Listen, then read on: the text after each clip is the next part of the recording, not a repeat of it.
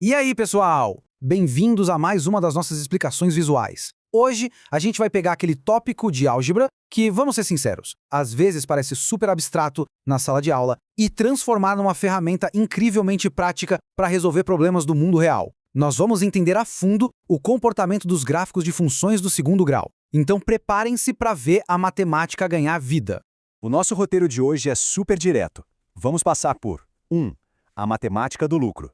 2. O passo a passo das raízes. 3. Desenhando a parábola. 4. Sorrisos e tristezas. E, finalmente, 5. Fatoração e erros comuns. Vamos lá? Ponto 1.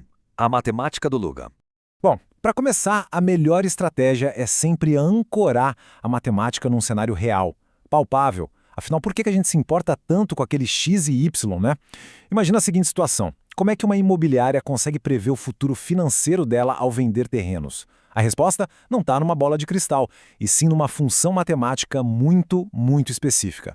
A sacada aqui é que essa equação polinomial do segundo grau mapeia perfeitamente os ganhos e as perdas dessa empresa. Na nossa equação, a letra L representa o lucro, enquanto o Q representa a quantidade de lotes vendidos. Ou seja, cada vez que um lote é vendido, essa engrenagem matemática gira para mostrar se a imobiliária está no azul ou se está no vermelho. Dando uma olhada direta nesses dados, a mudança é fascinante. Imagina vender um lote só. O resultado é um lucro negativo de 39, ou seja, puro prejuízo. Mas, se a gente pular para a venda de 8 lotes, o cenário dá um salto para um lucro positivo de 80. A matemática simplesmente revela a virada de jogo do negócio de um jeito claríssimo. Ponto 2. Passo a passo, as raízes. Para achar o ponto exato de equilíbrio financeiro, aquele momento em que a empresa não ganha nem perde, a gente resgata aquela velha conhecida do ensino médio, a fórmula de Bhaskara. Quebrando a resolução passo a passo, o processo fica super simples. Passo 1, a gente quer saber quando o lucro é zero, certo? Então, igualamos a função a zero. Passo 2, encontramos o nosso delta, que nesse caso dá um belo 256, e passo 3, aplicamos a fórmula para achar os pontos exatos onde a mágica acontece, onde a curva cruza a linha de base. O cálculo nos entrega duas raízes, 4 e menos 12. Mas pensem comigo, existe a possibilidade de vender menos 12 lotes de terra? Óbvio que não, né? No nosso cenário imobiliário do mundo real, apenas a raiz positiva de 4 importa. Esse é o nosso número de ouro. Ponto 3. Desenhando aparador. Agora é hora de traduzir esses números para o visual. Isso ilustra de forma brilhante o momento exato em que a empresa começa a colocar dinheiro no bolso. Notem como a curva cruza o eixo horizontal exatamente ali no valor 4. Aqui, usar cores ajuda demais. Com o eixo horizontal em azul representando a quantidade de lotes e o eixo vertical em laranja mostrando o lucro, a regra de negócio salta aos olhos. Para alcançar um lucro estritamente maior que zero, a imobiliária precisa obrigatoriamente vender mais do que 4 lotes. O ponto 4 é neutro, é um empate.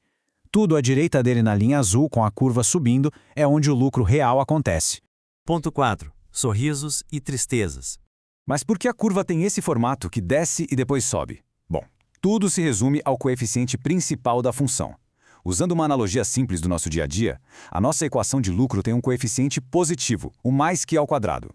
Isso cria uma curva com a abertura voltada para cima, como um belo sorriso. O negócio está feliz porque o lucro tem potencial para crescer lá para o alto. Agora, se o valor fosse negativo, a curva se abriria para baixo, formando uma carinha triste, sabe? Como se tivesse atingido um teto de ganhos e começasse a cair. Ponto 5. Fatoração e erros comuns. Para fechar a parte técnica, é essencial a gente olhar para uma forma alternativa de escrever essa função.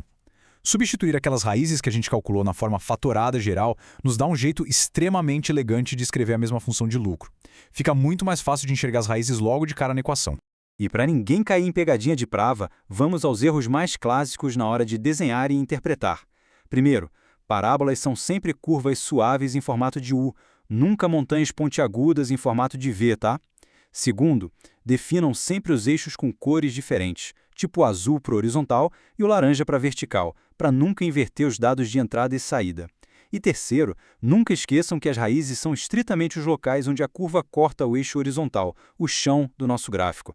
Essa compreensão fundamental de gráficos e pontos de interseção destrava a habilidade de modelar inúmeros cenários reais e vai muito além do mercado imobiliário. Pensem bem, quando a bola sai da mão do jogador no basquete, ou quando um sinal de TV bate na antena de casa, essa mesmíssima curva que a gente estudou hoje tá lá governando o mundo ao nosso redor. O que mais no seu dia a dia segue esse exato padrão parabólico? Fica aí a reflexão para a gente continuar explorando a incrível beleza invisível da matemática. Até a próxima, pessoal!